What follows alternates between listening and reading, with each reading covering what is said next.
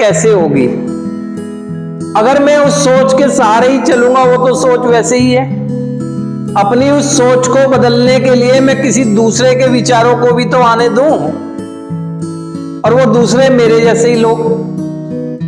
यहां ऐसा मुझे लगता है कि नहीं यार, मैं ही अकेला ऐसा हूं, या ये लगता है कि नहीं सब ये खराब है, मैं ही ठीक हूं।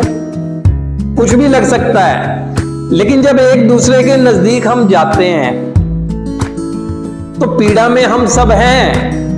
हम देखते हैं कि जब दूसरा भाई अपनी पीड़ा को व्यक्त कर रहा होता है तो हमें भी कहीं ना कहीं अपनी पीड़ा से निकलने का एक अवसर मिल रहा होता है। जब कोई भाई अपने जीवन को कैसे वो अब आगे दिशा देगा, जब अपनी बात रख रहा होता है तो हमें भी एक एनर्जी फील होती है, विश्वास बढ़ता है कि हम कुछ कर सकते हैं। यदि हम सब अलग थलग पड़े रहेंगे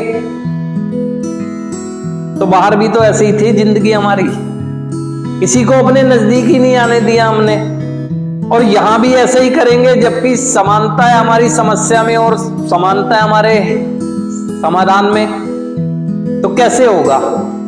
ये जान ले कुछ और वास्तविकता है या नहीं है। जियोगे आप अपनी सोच से, लेकिन पास्ट वाली सोच से नहीं जी पाओगे। उस सोच को बदलना ही होगा, और वो बदलाव के लिए आपकी सोच बदल सके, ये इतनी बड़ी फेलोशिप है। आप किसी के भी नजदीक जाओगे, वो आपको आईना दिखा रहा होगा अपनी शेयरिंग में, तो आपको लगेगा, एक हौसला मिलेगा कि नहीं, अब मैं उन लोगों के साथ हूं जो अपनी समस्या से निकलने के लिए संघर्ष कर रहे हैं। और जब सब मिलकर समस्या से निकलने के लिए संघर्ष करते हैं तो सफलता की उतनी उम्मीद और बढ़ जाती है। लेकिन वो होगा कब? जब आप एक दूसरे के नजदीक आएंगे। और वास्तव में हमें सब एक दूसरे की जरूरत है अपने को ऊर्जावान बनाए रखने के लिए, अन्यथा पूरा दिन की प्रक्रिया बीत जाती है, हम निराश ही निराश रहते हैं। उसकी वजह यही है कि हमने पूरे दिन में ऐसा कुछ ग्रहण किया ही नहीं। ग्रहण करूंगा किससे? दूसरों से, क्योंकि मेरे पास तो वही है जो पास्ट में था। कुछ नया मेरे पास आएगा कब? दूसरों से, और दूसरों के नजदीक मैं जाता नहीं हूं, और जबकि मुझे वास्तव में जरूरत है दूसरों की, और इसको नजरअंदाज कर देता हूं, तो फिर कैसे मैं जिंदगी को आगे बढ़ा पाऊंगा? जबकि कहता यही हूं कि जो करना है मुझे करना है, लेकिन क्या करना है ये तो ग्रहण करके ही पता चलेगा।